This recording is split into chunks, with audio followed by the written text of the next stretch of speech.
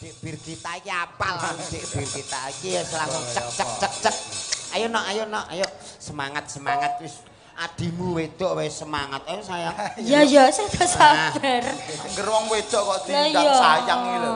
Nek dandan ra ditunggoni Maaf Mas, ya Allah, sama ini jangan gemati banget karo aku janan. Lah piron ki aja pas nggo tengah, dadi nek dienggo mdakah iki rondok miring. Iya. Aku merah di ngonokne.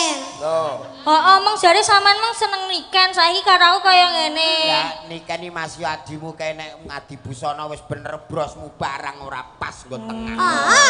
Aku marah di ngonokne. Lho iku lho nikan iku piye Padahal usane? ngelem-ngelem sampean ganteng aku mean. Sayang tak benake bocah kok pinter ngene.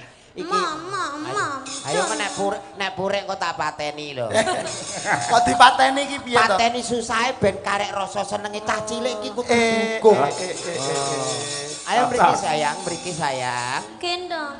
Wah, Ngene iki lho. kandhane iki malah sentuk bejo sampean iso gendong niken lho. Gede kok nyuwun gendong kok ya.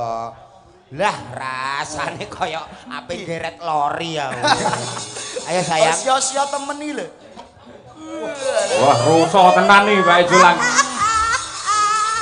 Mas Jola, aku ya pengen digendong. Aku ya pengen digendong. Iki Mary, ayo. Alah wis iso pipis dhewe kok gendong. Oma ya pengen sampean kudu adil.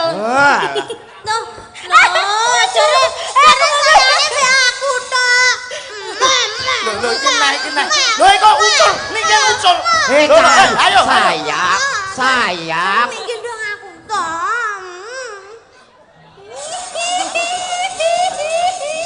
Lakoh tenan iki, kuat Aku tenan ya rusuh pengen tenan. digendong Mas Jola. Aku ya pengen. Sik, aku tak ning musala ape ngisak. Kok ning musala tak ape ngisak iki lho. Wong loro, usung-usung wong masalah. Makanya milih salah siji, milih aku apa milih iki? Lah, Nek ayo. aku jek perawan lek iki mbok. Cek perawan. Ora jare perabi. Kowe ki aja ngono kuwi, kono jenenge fitnah, iki aja menyebar fitnah. Ora lek jare perabi, kan yo aku ora roh. Wis Tengahi Mas Julang, tengahi Mas. Iki piye iki piye? Awakmu iki wis gedhe ngalah karo sing cilik. Pokoke muni isih buntu ngono wae. Angel to. Ora Iki kan padha yo pesen, padha. Mas, tenan. Mbak Yumu ki nek kadung purik ngono kuwi iki isih Jelas to Mas. Mama iki mbek iki ae, aku mbek iki. Wis yo. Ngono. Aku nek jujur nikah ning kamera nikah koyo Lah justru kuwi aku mau golek kuwi. Kayak hitam putih. Dadi iki Jelas hitam putih lho. masa ya nuwun sewu. Aku iki jejer wujude iki niken karo Jolang. Lho ning kamera kok iso niken karo asu kuwi piye to?